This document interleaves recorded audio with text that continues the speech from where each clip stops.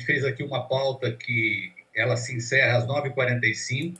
São 5 itens com 5 minutos cada um. Então, a gente vai procurar respeitar o seu tempo, né? Eu já estive aí na sua residência, eu sou o Jonas Donizete, presidente da Frente Nacional de Prefeitos. Para nós é muito importante essa reunião e quero mais uma vez te cumprimentar. Você tem sido uma voz de equilíbrio. Eu queria registrar 2 fatos aqui. Se puder, depois você bater um papo com o Arthur Lira.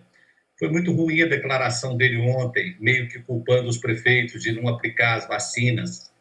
E é um processo que ele falou, ele foi induzido ao erro, porque ele não tinha todos os elementos. Na verdade, os prefeitos estão aplicando todas as vacinas. Não tem, em São Paulo não tem vacina, em Aracaju não tem, Florianópolis, Campinas. O que acontece? O sistema de registro de quem foi vacinado, do SUS, ele não está um sistema muito estável. E dessa vez, a Carla Domingues, que é uma especialista nisso, trabalhou 10 anos no PNI, ela explicou para a gente. As outras vacinas, como é que era? Você fazia um pauzinho lá, 2 pauzinhos, 3. Dessa você tem que pôr nome, número de documento, uma série de informações. Então, não é porque não está no sistema que aquelas vacinas não foram aplicadas. Então, esse é o primeiro ponto que eu queria, se você puder até transmitir, vocês estão tendo um contato constante. E o segundo pleito, a gente está percebendo aí o comitê que vocês criaram, e acho que corretamente, e a gente imagina todas as dificuldades que você vem tendo aí com relação a aspectos de personalidade, de relacionamento, e chegou a notícia para a gente que vai ser escolhido um governador para representar os governadores. Eu queria deixar um pedido para você, em nome da Frente Nacional de Prefeitos, que pudessem ser escolhidos pelo menos 2 prefeitos, um para representar as cidades grandes, que são as capitais, as grandes cidades, e outro as cidades médias e pequenas. E aí os prefeitos se sentiriam representados nesse contexto. Muito obrigado, é um cumprimento apenas. Eu vou passar aqui para o Jean, que também vai fazer um cumprimento. Na sequência, você faz uma saudação e depois nós já entramos no primeiro item da pauta, que vai ser apresentado pelo próprio Jean Loureiro, que é agora o presidente do consórcio. Nós criamos 2 figuras jurídicas diferentes. A Frente Nacional apoiou a criação do consórcio em tempo recorde, mais de 2.000 municípios, leis municipais aprovadas em todas essas cidades, né? E agora está o Jean e a diretoria toda aí composta nesse consórcio, que tem um item que pode ajudar, que o Miguel Coelho vai falar também depois, que é a iniciativa privada poder aportar o dinheiro do consórcio, que a Natura já fez. Mas nós vamos detalhar isso no decorrer da reunião. Bom dia, presidente. Jean, tem a palavra aí. Obrigado, presidente Jonas. Bom, primeiro quero dar um bom dia ao nosso presidente do Senado, o senador Rodrigo Pacheco, agradecer a gentileza do amigo de poder ter retornado a solicitação pessoalmente, ter solicitado que nós pudéssemos definir a nossa agenda para que você pudesse se encaixar e a sua posição imediata aí de apoio e defesa dos municípios nesse combate à pandemia. Vou ter a oportunidade de falar logo em seguida sobre o Consórcio Nacional de Municípios que foi criado, o Conectar, mas só quero falar que talvez seja uma das missões mais importantes que o municipalismo brasileiro possa ter. Pela primeira vez, nós conseguimos uma união de mais de 2.600 municípios. De todas as capitais brasileiras, apenas 3 capitais ainda estão finalizando a sua votação para poder estar incluído. Então, nós vamos falar de todas as capitais do Brasil. Nós estamos estimando uma população de aproximadamente 150 milhões de habitantes, se levar em conta todas as cidades administradas, com um único propósito. Não um propósito de fazer oposição ou estar aqui trabalhando só em prol do governo, ao contrário, de somar força ao governo federal, somar força aos governos estaduais no combate à pandemia e, de maneira especial, na aceleração do processo de aquisição de vacinas e de aplicação propriamente dita. O nosso consórcio ele não se limita apenas à questão da vacinação. ele é o maior consórcio de saúde pública do Brasil e um dos maiores do mundo. E a nossa expectativa é que, mesmo após pandemia, ele tenha uma grande importância. Nós vamos ter novas situações aí com as sequelas da Covid, né? Os problemas de cirurgias e tratamentos represados, os problemas de saúde mental, que vai exigir uma grande estrutura do sistema hospitalar. E o consórcio vai ter condição de fazer aquisição em conjunto para todos os municípios, possibilidade de comprar num preço melhor, gerando economia, especialmente para os menores municípios que sozinho não conseguem fazer isso. Pela primeira vez, acredito, né, os municípios deixaram de lado qualquer interesse partidário, ideológico, e estão tendo um objetivo comum. E nesse primeiro contato com o Congresso Nacional, que a gente faz com Vossa Excelência, que está liderando com maestria esse processo do país, a gente tem uma grande esperança de ter a sua parceria, né, e o seu envolvimento direto aí, que já vem tendo no país, e agora com o nosso apoio também ao seu trabalho. Obrigado, senador, né, pela oportunidade. Bom, muito obrigado. Um minutinho antes da sua fala, acabou de chegar para mim aqui uma notícia triste. O Rodrigo passou por isso recentemente aí com a morte do senador Major Olímpio. Eu acabo de receber aqui a notícia do falecimento do Ângelo Perugini. Depois de 60 dias entubado na UTI, ele acaba de chegar aqui a notícia do falecimento. Então fica aqui, nesse momento em que tantos prefeitos estão reunidos, ele é prefeito já pela 4ª vez da cidade dele, Hortolândia, aqui próximo de Campinas. Fica aqui a nossa homenagem ao Ângelo Perugini. Pois não, presidente? Bom, bom dia. Primeiramente, meus sentimentos pelo falecimento do prefeito Ângelo Perugini. Ontem também nós perdemos um deputado estadual muito querido por nós em Minas Gerais, o deputado Evair Nogueira, 6 mandatos de deputado, ex-prefeito de Betim. É uma doença realmente que chega muito próxima de nós, de todos nós brasileiros, e nos impõe, além da tristeza, evidentemente, de conviver com ela, uma grande responsabilidade de enfrentá-la. É por isso que eu gostaria de saudar você, Jonas Donizete, pela presidência à frente, por esta iniciativa sua e de todos os demais da criação desse consórcio, muito bem capitaneado aí pelo nosso Jean Loureiro, pelo Miguel Coelho, por tantos outros que o comporão dentro desse propósito de unificação de ideias, né, de ações, que é muito importante para o enfrentamento da pandemia. Não há nada pior num momento desse que a desarticulação, a falta de coordenação.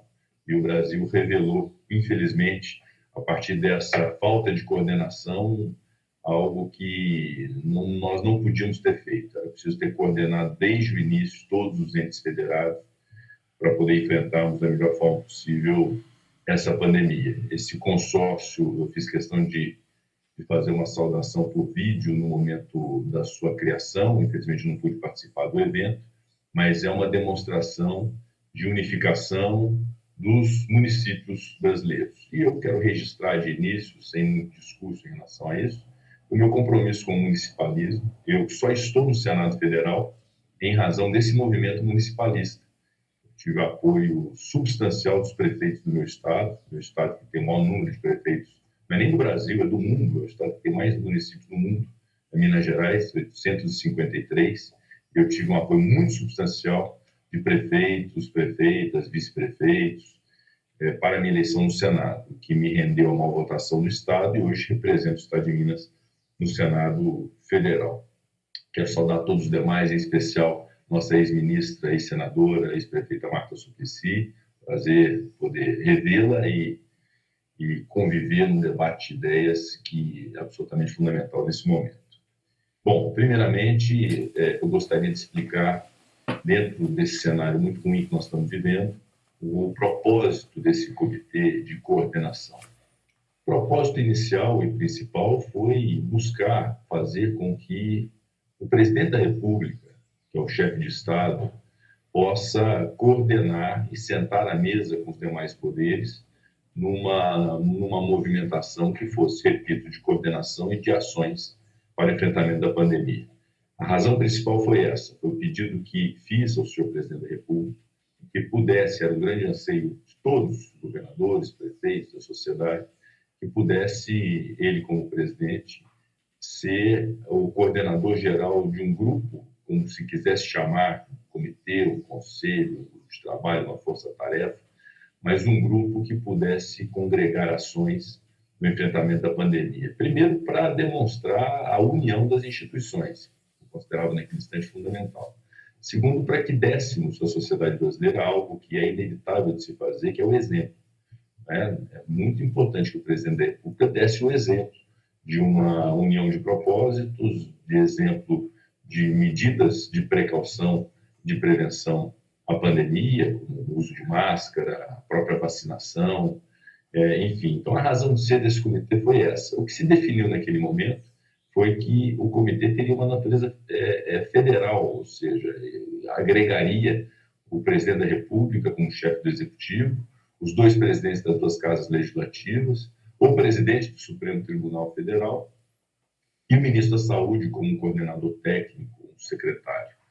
E assim foi concebido, salvo com a presença do presidente do Supremo Tribunal Federal, porque de fato havia uma vedação constitucional para a participação de um grupo dessa natureza de alguém do Judiciário. Mas indicaram representantes do CNJ e do CNMP, Conselho Nacional de Justiça, Conselho Nacional do Ministério Público. Ao não se inserir governadores, ao não se inserir prefeitos, evidentemente que não é a preterição da importância de prefeitos e governadores. Talvez os mais importantes desse cenário todo que nós vivemos sejam os senhores e sejam os governadores.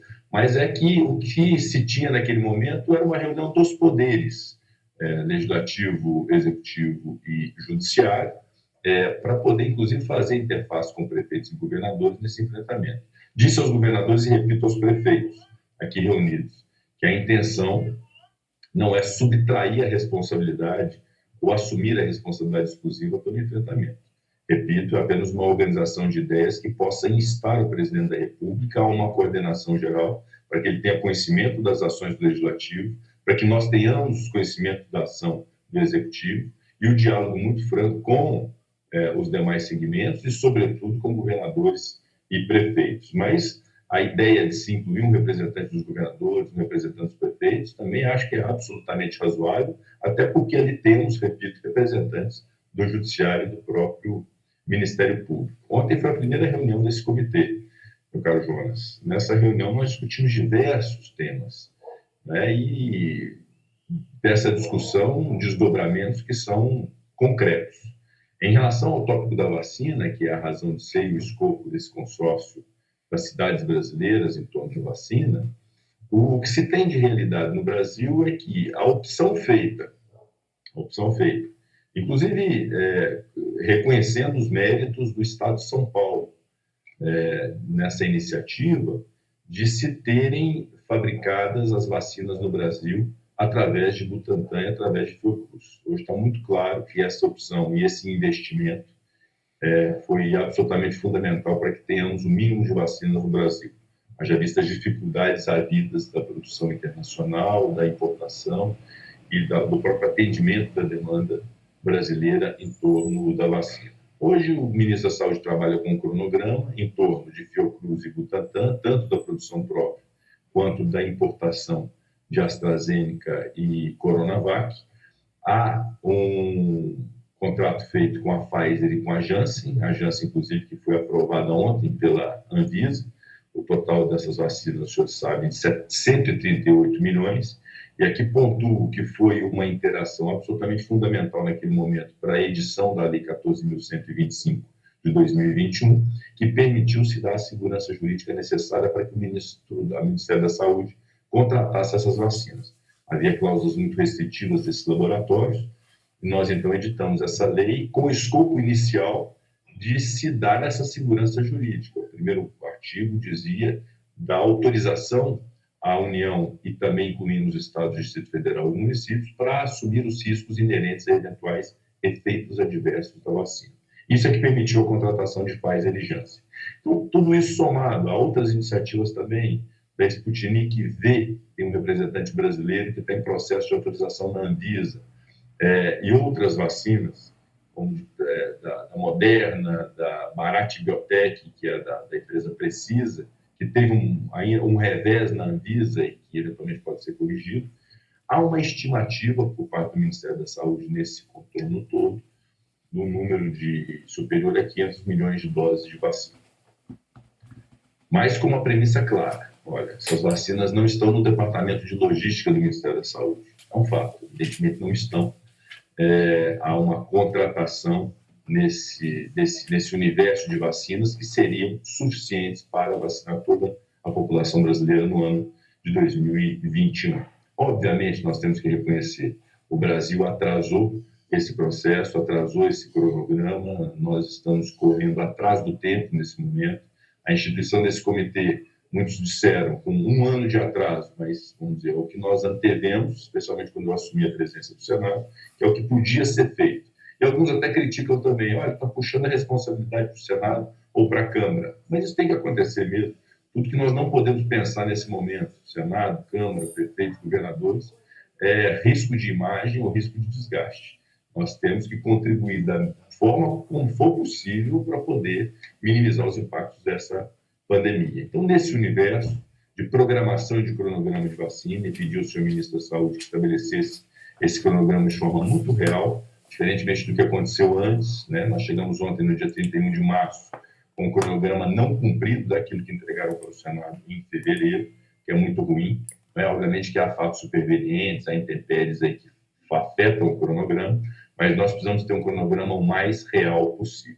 Em relação a isso que você pontuou, Jonas, quanto à fala do presidente Arthur Lira, eu não tenho dúvida que a fala dele foi no sentido do aprimoramento do sistema de informação. Não há a mínima dúvida de que nos municípios brasileiros, ao se chegarem às vacinas, elas estão sendo efetivamente aplicadas. Salvo casos muito isolados que se vê na televisão, que precisam ser repreendidos da forma como juridicamente se deve fazer, de um enfermeiro que vai lá, não aplica a vacina para subtraí-la. Não são fatos absolutamente isolados, mas nós temos absoluta convicção da rotina e do compromisso geral, isso é muito evidente, que assim que chega a vacina, ela será aplicada. A crítica do presidente Arthur Lira foi no sistema de informação. E, obviamente, através da desinformação também é que não se pode concluir se a responsabilidade é dos municípios, ou dos estados, ou do Ministério da Saúde. Então, você pontua bem essa questão do Sistema Único de Saúde em termos de informação. É algo que precisa ser corrigido, até porque é um direito da sociedade ter informação em tempo real e dos próprios prefeitos, governadores terem também em tempo real o processo de vacinação no Brasil. Então, embora tenha se destacado muito isso na imprensa ontem, foi apenas uma pontuação de busca de aprimoramento, compreendi bem a intenção do presidente Arthur Lira. Outro tema que foi muito discutido ontem, que era muito bom ouvi-los, que é referente à possibilidade da iniciativa privada participar da aquisição de vacinas. Quando eu apresentei o projeto 534 de 2021, que culminou na Lei 14.125, o escopo inicial era garantir a aquisição de vacinas pelo Brasil e também pelos demais entes federados dos laboratórios estrangeiros, com aquelas cláusulas restritivas, Pfizer, Janssen, etc. Mas incluímos no projeto um outro conceito independente, que é da possibilidade de pessoas jurídicas de direito privado, portanto a iniciativa privada, adquirirem vacinas, mas em respeito ao Sistema Único de Saúde, ao Plano Nacional de Imunização, ao Plano de Operacionalização referente à Covid, que esta aquisição se limitasse, nesse primeiro instante, tão só à solidariedade, à filantropia e à ajuda ao Estado brasileiro, ajuda ao Sistema Único de Saúde. Foi essa a razão de ser. Recebia diversas solicitações de empresários do Brasil, de grandes corporações, que gostariam de ajudar adquirindo vacina para doar para o SUS. Então, foi essa a razão de ser, essa foi a mens legis daquela lei de se ter a possibilidade da iniciativa privada participar nesse sentido. E com uma previsão também muito clara na lei de que, após cumprida a vacinação das prioridades do Plano Nacional de Imunização, aí sim se poderia ter a possibilidade da aquisição pela iniciativa privada, reservando-se 50% para aquele que adquire e 50% como objeto de doação para o Sistema Único de Saúde. Então, em dois momentos distintos. Enquanto não vacinarmos toda a população brasileira, ou toda a prioridade brasileira, nós não podemos, então, adquirir para nós próprios. Essa foi a lógica da lei, que tem um fundo ético muito importante. porque se admitamos os mais de 7 bilhões de seres humanos que vivem na Terra, se não há produção de vacina suficiente para todos, é uma lógica ética de se estabelecer quem são as prioridades. Então, se não havia uma oferta suficiente de vacina, no caso do Brasil, para toda a população brasileira, que tenhamos, então, uma centralização a partir do Sistema Único de Saúde, de uma lógica que se dê vacinas para as prioridades de maneira centralizada, e não poderíamos estabelecer uma concorrência com a iniciativa privada. Essa foi a lógica da lei, ela se mantém, né, embora haja decisões aqui e acolá do Poder Judiciário, sobre o que falei na reunião do Comitê Único com os representantes do CNJ. O Poder Judiciário precisa contribuir para a segurança jurídica brasileira, mas o que existe na lei é essa rotina, é esta lógica. Há iniciativas agora de se flexibilizar, considerando que, em tese, como há já contratação por parte da União de mais de 500 milhões de doses, e essa contratação, presume-se, será cumprida por aqueles que fornecerão vacinas, se há já isso estabelecido pela União, com o exaurimento de sua parte na aquisição de vacinas, aguardando apenas que se cheguem as vacinas, que se poderia ter, então, a possibilidade da iniciativa privada participar, especialmente com laboratórios que não tenham contratado com a União. A minha grande preocupação, externada ontem no comitê e externa aos senhores, é que, ao se estabelecer essa regra, o risco de haver algum tipo de concorrência, até desleal, porque a iniciativa privada, em razão do livre mercado, vai adquirir essas vacinas por preços maiores, preços mais altos, se isso não afetaria o cronograma de entrega para o poder público. Essa é a minha grande dúvida, é isso que eu pedi que o ministro da Saúde pudesse ter toda a atenção antes de conceber a ideia de que pode se liberar para a iniciativa privada a aquisição de vacinas. Então, com essa preocupação, e não é rechaçar absolutamente o projeto e a ideia, nós temos que discuti-lo, mas nesse momento é a minha preocupação em relação a esse tema específico da aquisição de vacinas pela iniciativa privada, em concurso com o poder público. Estou à disposição de todos os senhores para qualquer tipo de pergunta. Muito obrigado. Obrigado. Vamos dar sequência aqui. Agora, Marta e o Jean. Antes, eu queria dizer que me dá um saudosismo aí ver você falar jovem e usar termos jurídicos aí para a parte legislativa antigos. Eu acho gostoso ouvir isso aí. O data Vênia, viu, Jonas? O data Vênia ainda não está aí. Mas o meio legis, como é que é o legis aí que você falou? É o objetivo da lei. Ok. Então, vamos lá. A Marta e o Jean, são vocês dois aí. O tópico agora é um apoio para a reunião com a Embaixada dos Estados Unidos e China. Bom, presidente, vou iniciar a passo seguida para a secretária Marta Suplicy. Eu já fiz uma rápida apresentação do consórcio, mas só quero destacar alguns pontos.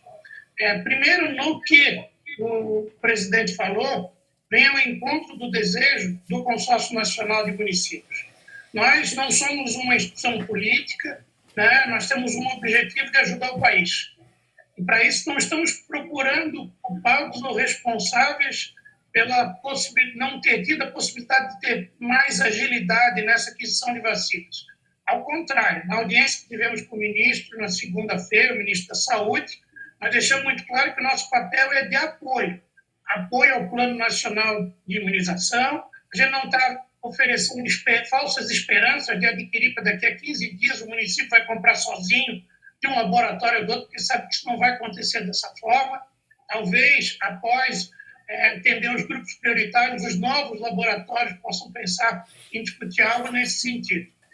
Nós estamos tendo um grande suporte com a participação da secretária Marta Suplicy, função do cargo que ocupa hoje de secretária de Assuntos Internacionais da Prefeitura de São Paulo, mas principalmente pela experiência dela e relacionamento que vem abrindo portas. Nós temos algumas frentes de trabalho. A primeira delas é em conjunto com a OPAS e a OMS, relativo ao consórcio COVAX Facility. Mesmo que o governo federal esteja trabalhando, nós temos o entendimento que eventualmente isso poderia ser acelerado ou até ampliado essa remessa de vacinas para o Brasil. O segundo deles é através de um contato com a Embaixada Americana. O ministro trabalhou sobre a questão das vacinas da Pfizer, de tentar antecipar, mas a visão que se buscou aqui seria as vacinas da AstraZeneca, que estão em solo norte-americano, que lá ainda não podem ser utilizadas, E já se fala em doação para o Canadá, para o México. O Brasil poderia se colocar, né, como um ente para também ter o interesse de receber, seja como empréstimo ou doação, já que no futuro nós temos contratos estabelecidos. E o segundo é a possibilidade da embaixada chinesa, qual nós já manifestamos, né, ter a possibilidade de aquisição de vacinas do laboratório Sinopharm para o Brasil. Para isso, acho que uma das situações, da secretária Marta pode explicar melhor que eu, a sua ajuda é ter a estrutura do Senado de relação diplomática, de relações internacionais, a sua participação efetiva, eventualmente num agendamento de participação com os embaixadores para podermos avançar nessa situação. Aí nós vamos trabalhar também outros temas, o tema de doação, o presidente já falou, não vou repetir aqui para ganharmos tempo, né? O próprio prefeito Miguel Coelho vai tratar disso quando fizer a sua manifestação. Nós também temos a questão da compra de medicamentos, que a gente quer fazer em conjunto com o Ministério da Saúde, não para eles pagarem, como só se pode pagar, mas para que se complemente aquilo que ele não vai destinar aos municípios. E agradecer a nossa diretoria aqui presente, né? Nós estamos trabalhando muito com o Jonas, que liderou todo esse processo agora como presidente. O Edivaldo, prefeito de Aracaju, vai assumir nas próximas semanas a presidência da frente. A prefeita Cíntia Ribeiro de Palmas está aqui, é uma das nossas vice-presidentes que está participando. O prefeito Bruno Reis de Salvador é o responsável, o vice-presidente pela região Nordeste, né, tem uma grande responsabilidade em todo esse trabalho. E o prefeito Duarte Nogueira, que está aqui, que tem uma vasta experiência como parlamentar, o senhor acompanhou o trabalho dele, né, e que está nos auxiliando, não apenas como prefeito de Ribeirão Preto, mas representando todos os municípios, né, fora das capitais, que são municípios de grande porte que têm condição de nos ajudar. Temos também a presença agora do nosso presidente Edmilson Rodrigues, de Belém do Pará, né, que participa conosco, está nos auxiliando. Trouxemos uma equipe não completa executiva em função da gestão do horário aí, né, e poder otimizar. E agradecemos. A secretária Marta Suplicy representa aqui o prefeito Bruno Covas, que é o nosso vice-presidente de cooperação internacional e tem, né, o seu grande braço direito dela e do consórcio, que agora os municípios estão unidos falando num único propósito. Então, queria agradecer mais uma vez, esperar que possamos trabalhar em conjunto, continuar tendo sempre as portas abertas. Os municípios vão estar apoiando o Senado Federal e também a sua presidência nesse trabalho. Passo a palavra, então, à nossa secretária Marta Suplicy. Obrigada, Jean. Primeiro, saudar o presidente do Senado, Rodrigo Pacheco, um prazer revê-lo e dizer que suas palavras têm sido sempre um bálsamo, porque vem o bom senso, o equilíbrio e que nos dá um sossego em relação à Casa Legislativa. E cumprimentar o Donizete, o Jean e todos os colegas aí presentes, dizer o seguinte, bem rápido e objetivo. As vacinas, para nós, a não ser que nós já temos, estão indisponíveis no mercado internacional. Em todos os laboratórios que contatei, não há possibilidade. Ontem ou antes de ontem, ainda fiz uma tentativa com nós, essa foi não com o laboratório, mas com o embaixador André Corrêa do Lago, embaixador na Índia, para saber como era a situação, né? Porque faltam os insumos da Índia. E ele disse que a situação é dificílima porque eles tiveram uma nova onda e um país que, quando nós todos já estávamos, e a Europa também, atropelados com o número de mortes, eles tinham 200 mortes para um país gigantesco. E agora estão no bilhão, né? Vacinando 1 bilhão de pessoas por dia. E eles vão vacinar toda a sua população antes de pensar em exportação. Foi explicado até que o Reino Unido está muito desagradado porque foi parceiro na vacina e eles não estão entregando o prometido. Então, nós temos que partir de um dado de realidade. Nós temos o que nós temos e agora nós temos que planejar o que nós temos, né? Até onde eu sei, né, o Brasil tem, até maio, possibilidade de atingir todos até 50 anos de idade, né? E só que o problema que nós estamos vivendo é que nós temos pressa, porque depois o Butantan, a Fiocruz vão conseguir produzir as vacinas para a nossa população. Mas nós temos uns meses agora que tem que ser o nosso foco. E o caminho que que eu antevejo é a UPAS, como já mencionou, que tem uma possibilidade de ter um certo número de vacinas. Acho difícil, mas tem. E o principal seria conseguir dos Estados Unidos, porque a informação que nós temos é que eles têm já um surplus de vacinas gigantesco para a sua população, fabricado por eles mesmos. E a AstraZeneca, eles não estão utilizando, eles estão guardando, provavelmente já parece que estão encaminhando 2,5 milhões para o México, 1 milhão e pouco para o Canadá, e nós gostaríamos de entrar nessa distribuição. Não é muito, mas já é alguma coisa, principalmente porque soubemos pelo fio da AstraZeneca que essas vacinas vão caducar. Então, nós temos um mecanismo de pressão, né?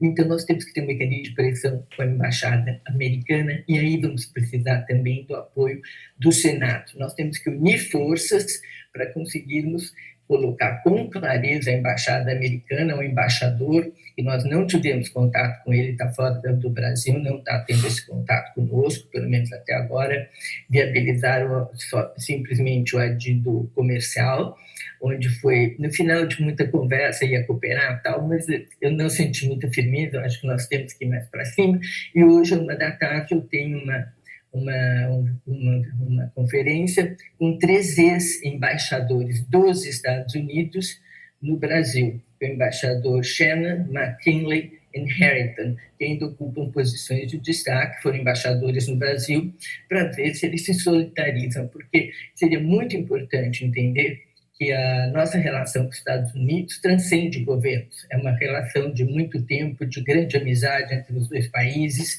e que agora é um gesto humanitário, e não só com a fronteira Canadá e México, mas com um grande país da América Latina. Nós vamos tentar tudo, já tarde, ouvi-los, né?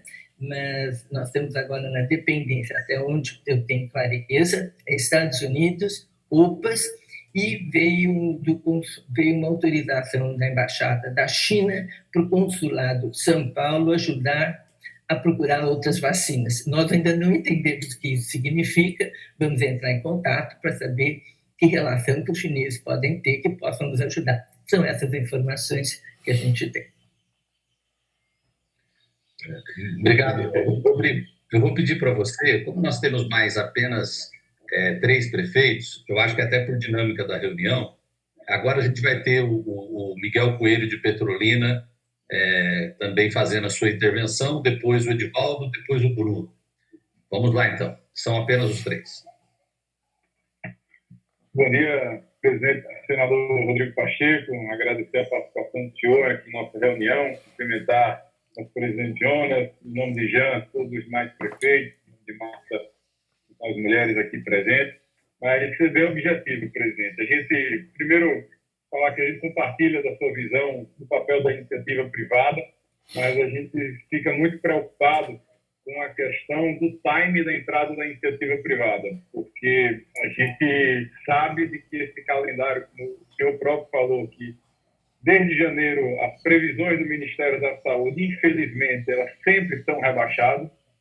Agora temos a previsão de pelo menos 35 milhões a partir do mês de abril, mas é algo que a gente vê com um pouco de ceticismo, tendo visto os últimos 60, 70 dias de vacinação no país, mas também porque a gente acredita que, de fato, não há vacina no mundo para todo mundo.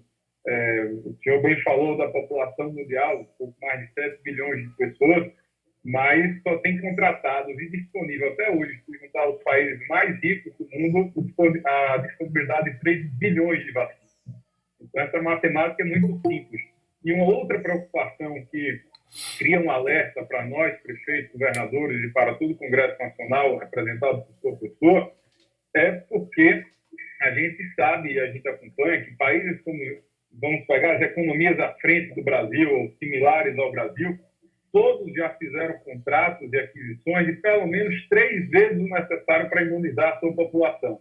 Essas 500 milhões de doses contratadas pela União dá pouco mais do que o mínimo necessário para a gente garantir a vacinação. Isso a gente está falando baseado na variante 1, que foi a que a gente viu no começo da pandemia. Graças a Deus, parece que para essa variante que estamos tratando agora, grande maioria das vacinas estão tendo boas respostas. mas já começam a discutir uma terceira onda que nós vamos enfrentar ainda nesse ano de 2021.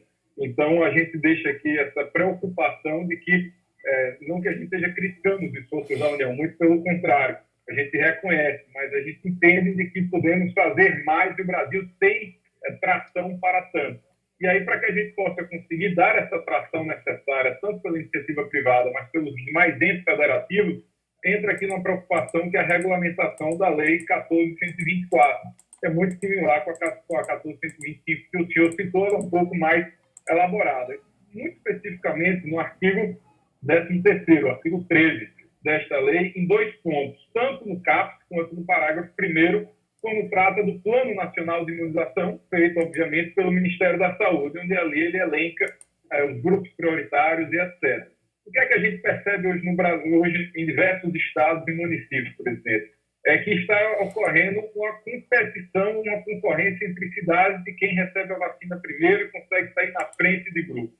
E menos mal seria se fosse apenas de faixa etária dos grupos prioritários, no caso de idosos. Mas a gente já percebe estados brasileiros passando grupos que estavam ali, pessoas que estavam no grupo 3 ou 2 à frente do que a gente sequer terminou o grupo comum estabelecido pelo Ministério da Saúde. Então, o que a gente entende é que o Ministério da Saúde precisa definir quais são os grupos e não alterar mais. Então, pelo menos, se alterar, dá um prazo mínimo de adequação para os estados e municípios poderem agir no mesmo sentido, e não cada um agir ao seu bel prazer, porque a gente entende que isso não ajuda dentro do espírito de união, de pacto federativo, entre outros aspectos. E um outro ponto que a gente precisa tratar aqui sobre essa mesma lei é em relação ao parágrafo 3º, que é quando fala sobre a União não suprir a quantidade de vacinas necessárias. Isso é muito genérico, porque que o Brasil, na fala do próprio senhor presidente, já mostrou que o Brasil chegou atrasado e iniciou de uma forma atrasada o Plano Nacional de Imunização e, graças aos esforços do Butantan e do Fiocruz, a gente tem expectativa de tentar tirar esse atraso nos próximos meses. Mas o que é que significa a União não suprir isso? Porque isso coloca uma nuvem cinzenta em cima de todos os gestores brasileiros, governadores e prefeitos, o próprio Jean agora como presidente do consórcio.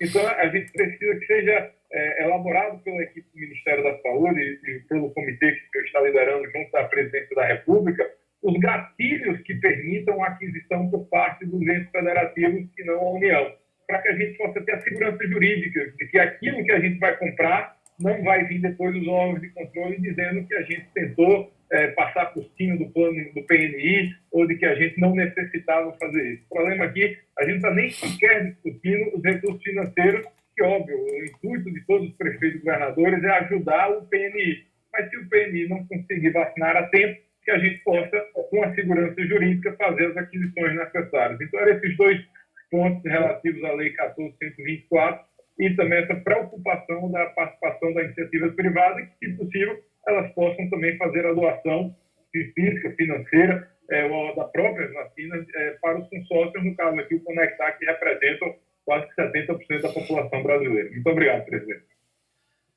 Obrigado, Miguel. Apenas para deixar claro, Rodrigo, nós somos favoráveis que, se for meio a meio, se a iniciativa privada ficar com metade, doar metade para o SUS, que não tenha necessidade de se esperar essa questão do grupo prioritário, porque essa metade que vai para o SUS vai reforçar o grupo prioritário, entendeu? Então, em português claro, também é só para você ter essa informação. E obrigado, Miguel explicou perfeitamente os pontos da lei aí. O Edivaldo Nogueira também vai dar uma palavra agora sobre a questão da saúde. Bom dia, prefeito. Acho que caiu a conexão do prefeito Edivaldo. Quando ele voltar, Bruno, o Bruno vai falar de um assunto que eu conversei com você na tua casa. Eu vou pedir para os prefeitos até, para a gente respeitar o tempo aí do presidente do Senado, sobre financiamento de transporte público, que está uma preocupação muito grande. É o único tema que não é de saúde que a gente colocou aqui na pauta, viu? Então, tem a palavra, Bruno. Bom dia, presidentes, presidente Jonas, presidente Jean, o nosso presidente do Senado, Rodrigo Pacheco. Queria cumprimentar todos os colegas prefeitos, a nossa secretária Marta, que está aí. O nosso presidente Rodrigo Pacheco conhece bem esse tema. Nós já tivemos a oportunidade de conversar com ele em 2 ocasiões, Uma quando ele esteve aqui na prefeitura, ainda como candidato, eu tive a honra de recebê-lo, depois de uma visita que fiz à residência oficial ao Senado. De lá para cá, presidente, infelizmente, a nossa situação, a situação do transporte público, principalmente agora por conta do desequilíbrio na pandemia entre oferta de ônibus e passageiros transportados, só fez se agravar. É comum, diariamente, as matérias falarem dos casos do avanço da pandemia no Brasil e, por outro lado, fazendo matérias em todas as grandes cidades, principalmente nos horários de pico, de ônibus lotados, sistemas de transporte lotados. A situação é muito grave. Depois da pandemia, sem sombra de dúvidas, o maior problema que está colocado sobre essa mesa aqui é a questão do transporte público. E tenho certeza que é o problema da maioria das capitais. Existem capitais, por exemplo, como Teresina, que já estão há 40 dias sem transporte público. Recife, João Pessoa, Goiânia, sofreram aí no final do ano com o transporte público porque as empresas não tinham condições de pagar o 13º dos seus trabalhadores. O fato é que, presidente, a tarifa não remunera mais esse serviço. Por uma série de problemas que aí os prefeitos conhecem e o senhor conhece bem pelas relações e por conhecer o setor, chegamos a essa situação. E o fato é que precisamos encontrar caminhos. Nós tínhamos aquele projeto de lei que foi articulado na época pela Frente Nacional dos Prefeitos, até com a participação muito decisiva do prefeito Assemineto, que mobilizou à época o presidente da Câmara, Rodrigo Maia, e o presidente do Senado, Davi Alcolumbre. O governo encaminhou esse projeto para a Câmara, para o Senado, foi aprovado, tiveram mudanças, e depois, na hora da sanção, o presidente vetou. Na nossa conversa aqui, a gente tentou vislumbrar caminhos. Um era até mesmo articular para que o veto fosse derrubado, mas eu já vi que esse caminho não tem como avançar, tendo em vista que a Câmara já manteve o veto. E uma outra possibilidade era o governo federal editar uma medida provisória para vir um socorro emergencial. Esse projeto falava de 4 bilhões de reais, viriam aqui, no caso, para Salvador, 84 milhões, era um socorro emergencial para ajudar aí a pagar essa conta do desequilíbrio por conta da pandemia. Na nossa última conversa, o amigo ficou de avaliar se tinha como até ver recursos, se eu não me engano, do Pronamp, que estariam disponíveis para colocar, para dar esse socorro emergencial. E, em seguida, a gente faria uma pauta avançando para trazer uma solução definitiva. Ao meu ver, uma solução definitiva passa ou por um subsídio do governo federal, porque os municípios não têm condições de assumir mais esse compromisso com o transporte público. Nós, municípios, já temos uma série de obrigações e atribuições e cada vez os recursos vêm uma participação menor. Então, não há como subsidiar o transporte público. Essa é a realidade da maioria dos municípios, exceto os municípios de São Paulo e talvez Rio de Janeiro, que façam subsídio, os outros não fazem e nós não temos condições. Então, precisaria ser um subsídio federal ou até mesmo desonerar os insumos. E aí, no caso do governo federal, caberia aí a questão do PIS e COFINS. Só para ter ideia, o diesel, no último mês, aumentou 30%, inviabilizando essa operação. Então, era um socorro emergencial para os municípios e a gente iniciar um debate nacional que eu queria pedir ao amigo, foi essa a nossa sugestão na última reunião, que pudesse liderar esse movimento para que a gente tivesse condições de achar uma solução. Minha situação aqui, como eu disse, é crítica. Estou, nesse momento, com uma bacia, a cidade tem 3 bacias que são administradas por consórcios. Fizemos uma intervenção em um consórcio há 10 meses atrás, vimos operando através da intervenção, concluímos pela caducidade, no último sábado eu anunciei, não tem nenhum privado que queira operar diante do risco da sucessão empresarial. Imagine, eu tive que assumir a execução direta.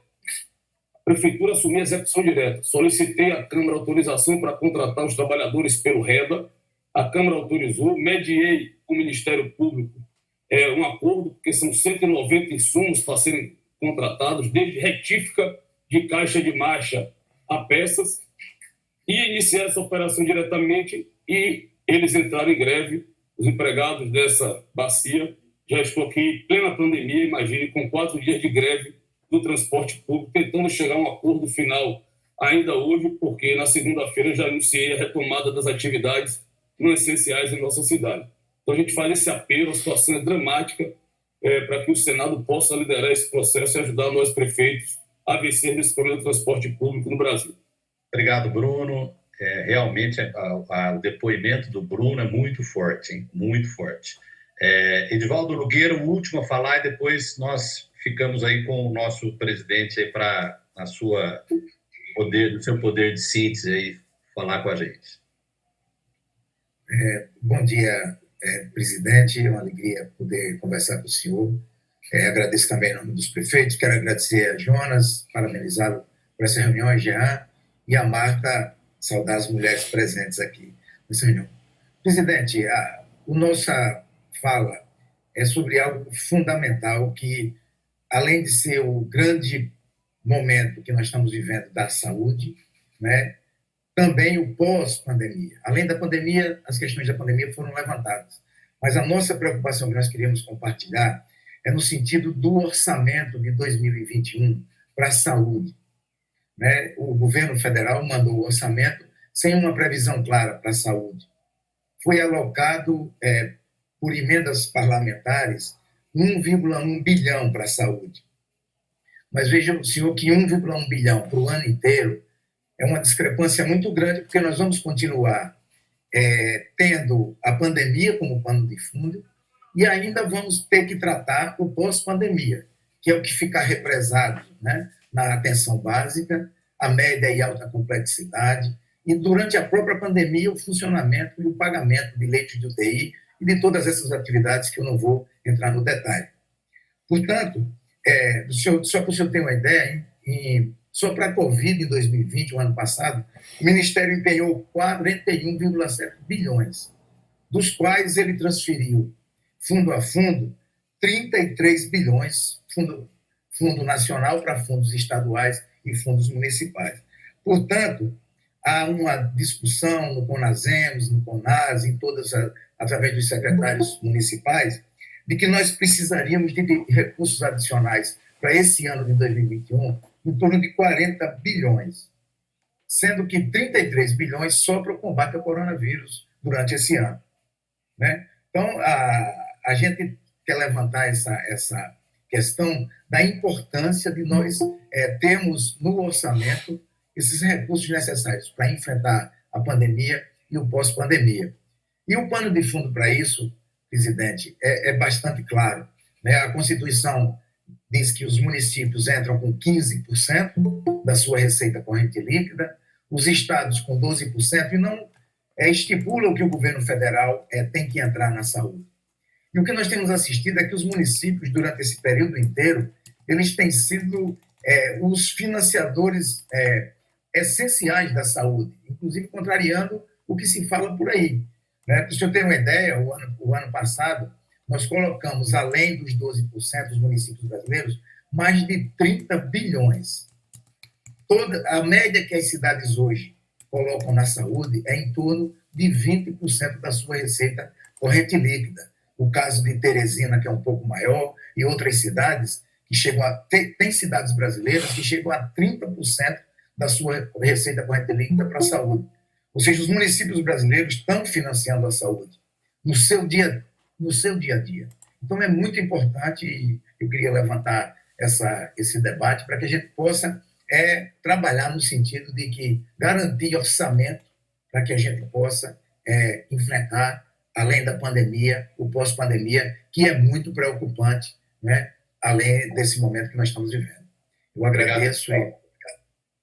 Ô, presidente, como eu sei que tem uma variedade de tempo, de assuntos, nós estamos dentro do tempo que nós nos comprometemos. Eu estou vendo que a sua assessoria está aí, tem um PLS, que ele é 486-2017. PLS 486-2017. Está mais difícil falar com o Davi agora do que quando ele era presidente do Senado, viu, presidente? Então, eu quero pedir a sua ajuda aí para colocar esse projeto em pauta. Está pronto? Ele pode ser votado lá na comissão mesmo, de forma terminativa. Ele faz no Brasil o que já tem na Europa, o que já tem nos Estados Unidos, que é dar uma formatação jurídica para as entidades de prefeito, de governador, é uma coisa importante na parte jurídica. Obrigado do seu tempo. Se quiser fazer como eu falei, apenas, eu sei que são assuntos complexos, que demandaria muito tempo aí. Se você quiser fazer uma coisa pontual e depois pedir para a sua assessoria mandar algo mais detalhado, fique à vontade. Muito obrigado, foi um prazer tê-lo conosco nesse período. O prazer foi meu, presidente Jonas. Vou começar pela sua solicitação, o projeto 486 de 2017, já pedi à assessoria que possa destacá-lo, vamos dizer assim, no grupo grande, que nós temos de projetos pendentes, mas nós temos um problema hoje no Senado, que é o funcionamento remoto do Senado Federal. O único órgão que está funcionando sistematicamente, periodicamente, é o plenário do Senado. A secretária Marta Suplicy sabe bem como funciona isso. Nós estávamos semipresencial, agora só virtual, e não estamos funcionando as comissões da casa. Isso, então, faz com que haja, que se afunile no plenário do Senado tudo quanto há na nossa casa. Mas eu vou ter todo o carinho, toda a atenção a esse projeto, é um projeto referente às associações, à Associação dos Municípios, né? Estava com o Edson Fagundes na relatoria e ele saiu da comissão e agora parece que está sem relator. Eventualmente podemos até puxá-lo para o plenário sem que haja necessidade de requerimento de urgência, porque hoje é possível fazer com o ato da mesa diretora que instituiu a sessão remota. Bom, em relação ao solicitado pela secretária e senadora Marta Suplicy, cuidando das questões de política internacional. Secretária Marta, eu recentemente fiz o encaminhamento aos Estados Unidos, a presidente do Senado americano, que é também a vice-presidente da República, a vice-presidente dos Estados Unidos, Kamala Harris, justamente nessa linha de que, considerando que a AstraZeneca não teve ainda o registro definido nos Estados Unidos e que, segundo se sabe, há uma reserva técnica de vacinas dessa empresa nos Estados Unidos, que se pudesse, diante de todo o histórico que a senhora pontuou bem, de boa relação de nações amigas, que são os Estados Unidos e o Brasil, que pudesse, então, ou a título de doação, ou a título de empréstimo, ou mesmo de aquisição, pudesse destinar ao Brasil essas doses de vacinas.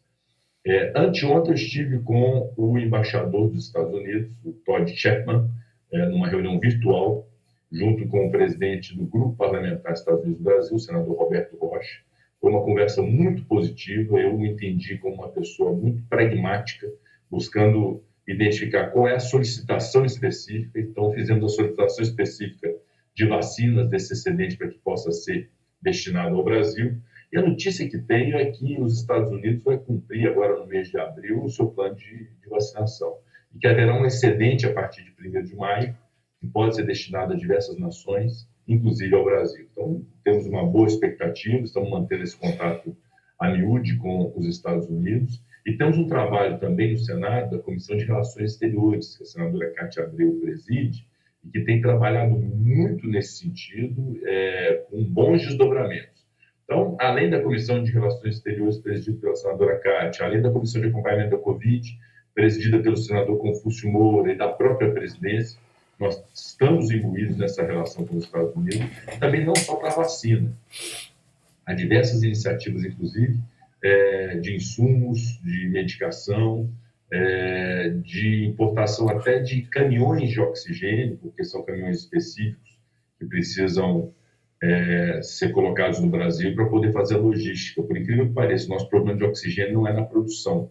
O problema do oxigênio tem sido na logística para poder fazer, entregar e chegar aos rincões do Brasil.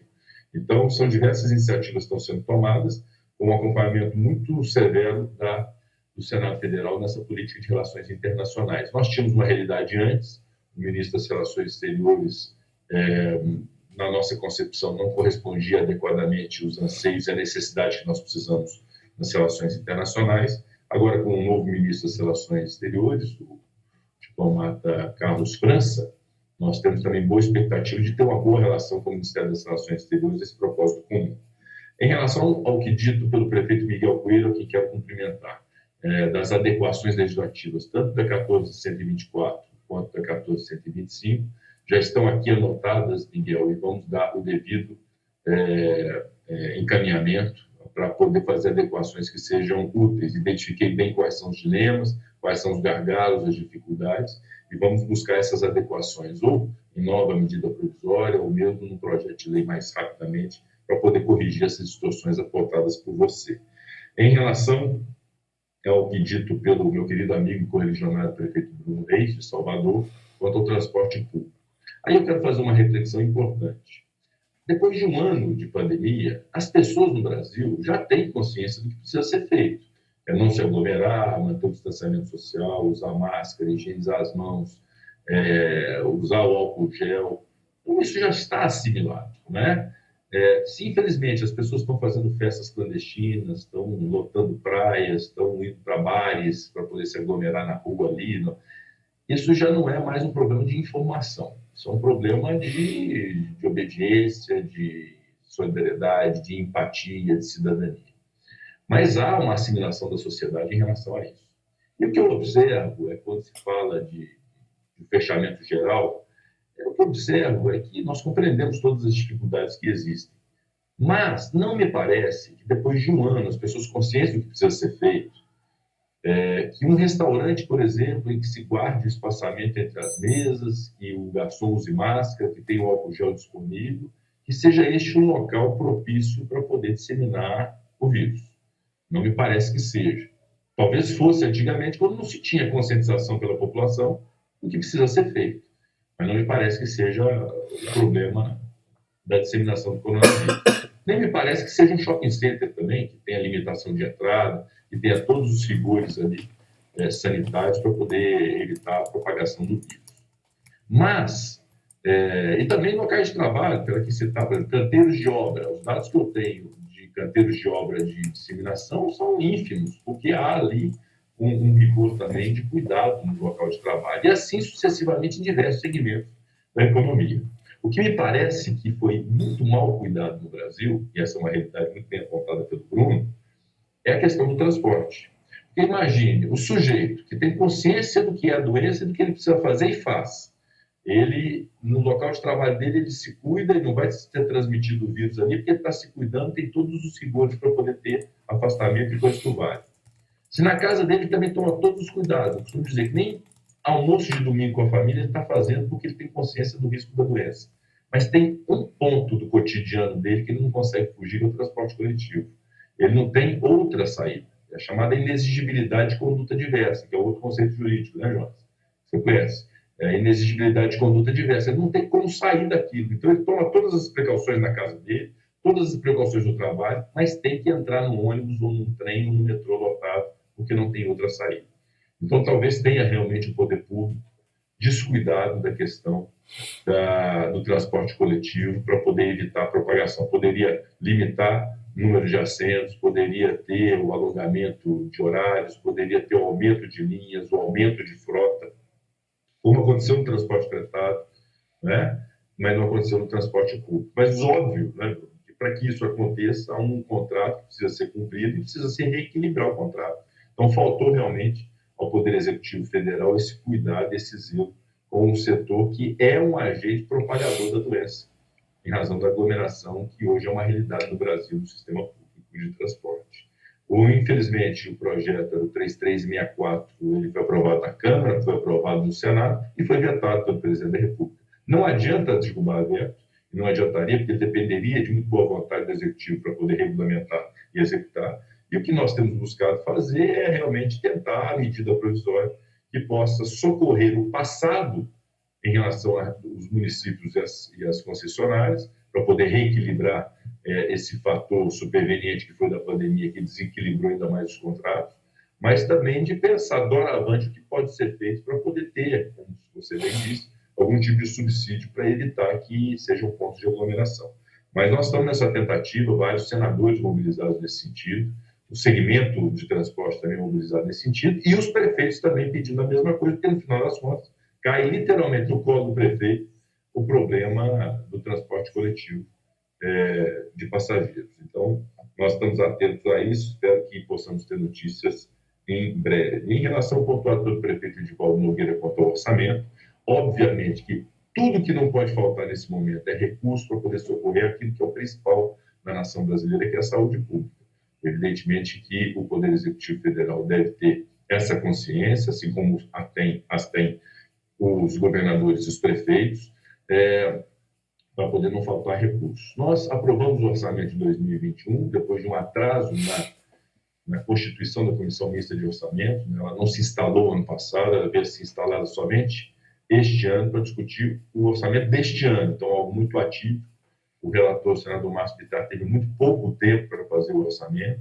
Há alguns questionamentos hoje em relação à peça orçamentária que foi aprovada na Comissão Mista de Orçamento e na Comissão e no Congresso Nacional, e essa discussão está sendo feita para poder definirmos os rumos do orçamento de 2021 e já começarmos a discussão com o orçamento de 2022, com a instalação da comissão, que eu espero que aconteça muito brevemente. Mas também está aqui anotado, prefeito Edivaldo, a sua preocupação e, evidentemente, contará com o Congresso Nacional para que falte o mínimo possível, que nós vamos conseguir contemplar tudo, acho realmente muito difícil, considerando as eficiências que o Brasil tem, mas que falte o mínimo possível nesse quesito, que é o principal da nação brasileira, que é cuidar da saúde dos brasileiros. Está registrado o seu pleito, registrada a sua ponderação, e nós vamos avançar nesse sentido para garantir os recursos necessários para a saúde.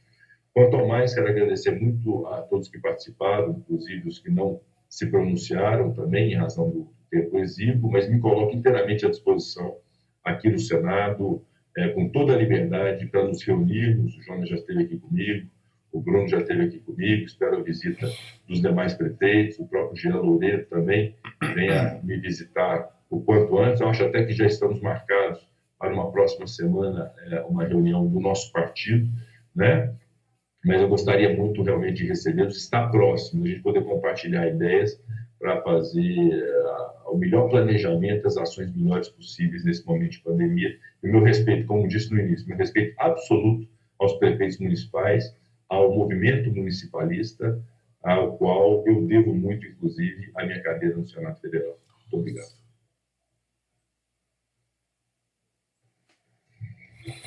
Obrigado, Rodrigo. Muito legal saber que a gente conta com uma pessoa da sua capacidade aí, e foi um prazer passar essa manhã conversando contigo. Um abraço de todos nós. Obrigado.